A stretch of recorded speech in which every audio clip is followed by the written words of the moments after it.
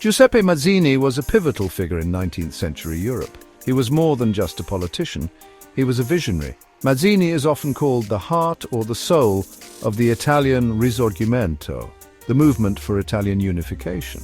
His ideas about nationalism were not based on conquest or empire. Instead, they were deeply rooted in liberal and democratic principles. He believed that every nation had a unique mission given by God. For Italy, that mission was to lead other oppressed nations towards freedom and self-determination.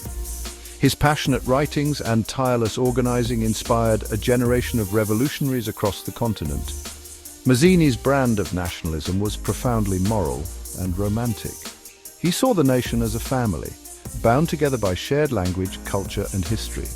This family, he argued, had a right to govern itself, free from foreign domination. At the time, Italy was a patchwork of small states, many under the control of the Austrian Empire. Mazzini's call for a united, independent and republican Italy was a radical dream. He argued that true liberty for individuals could only be achieved within the framework of a free nation. This connection between personal freedom and national identity was central to his philosophy. His influence extended far beyond the Italian peninsula.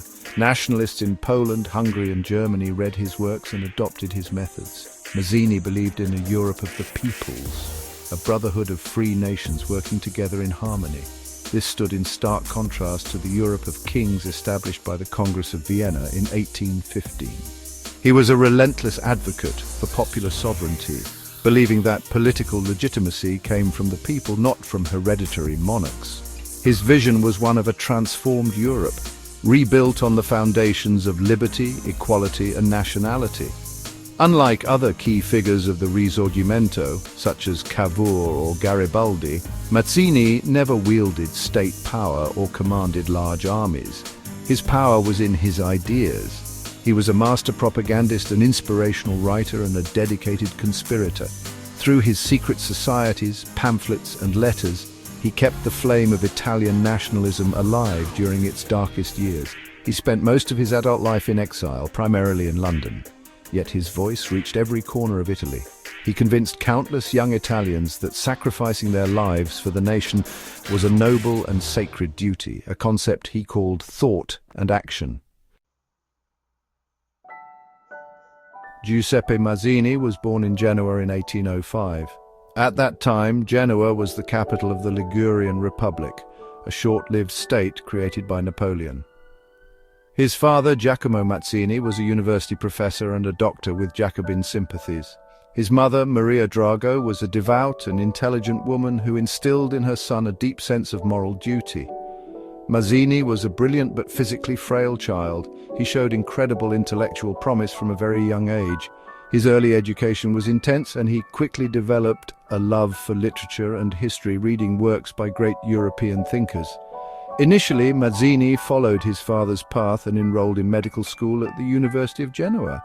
However, he found the subject matter unfulfilling and soon abandoned it. He switched to law, which he found more aligned with his interests in politics and philosophy. During his university years, he became deeply immersed in the romantic literature of the time.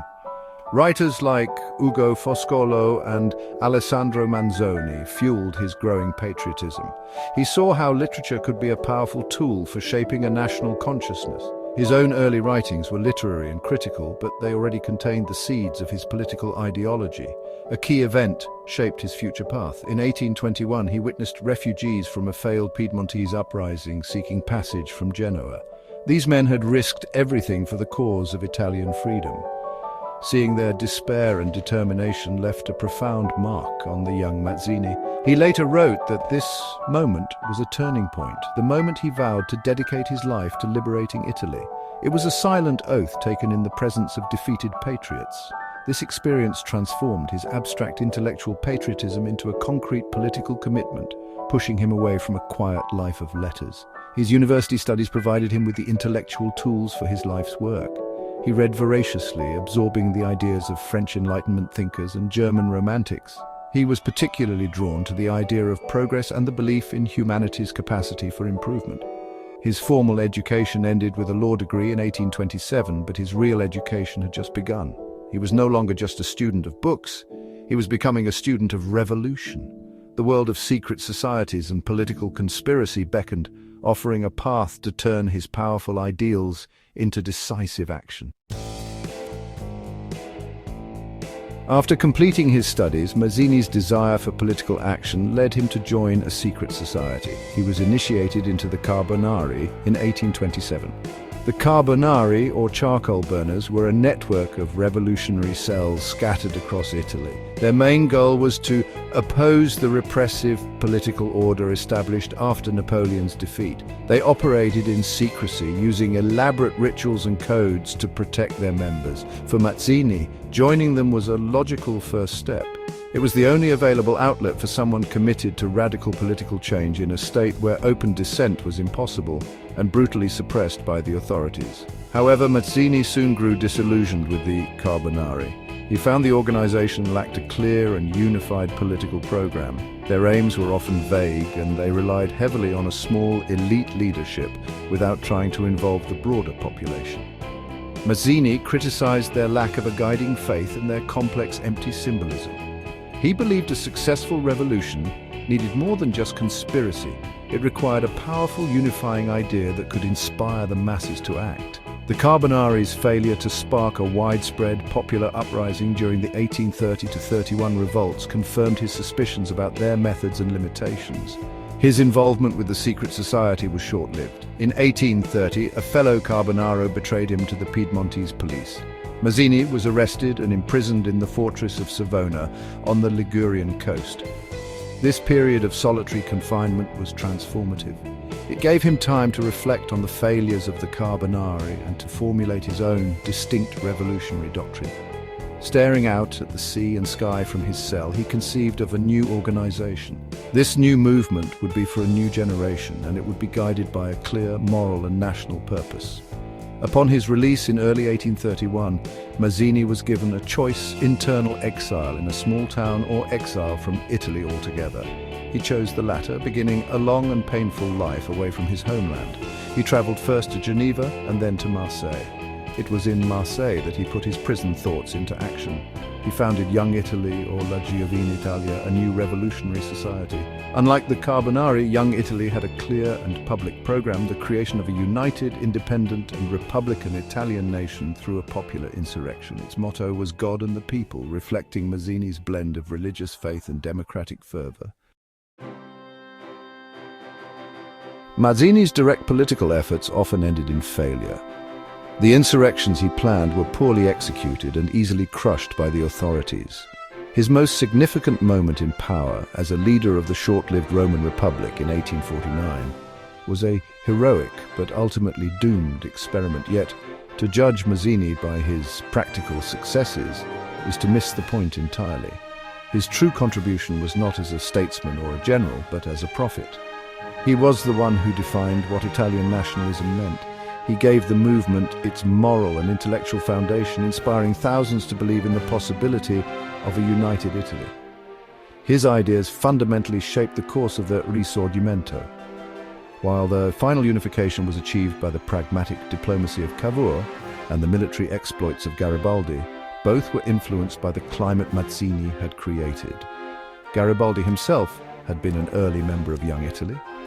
Cavour, who despised Mazzini's republicanism, nonetheless understood the power of the nationalist sentiment that Mazzini had so effectively cultivated.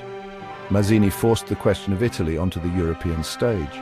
He made the dream of unification a powerful, unavoidable force that other, more practical leaders would eventually have to address and channel.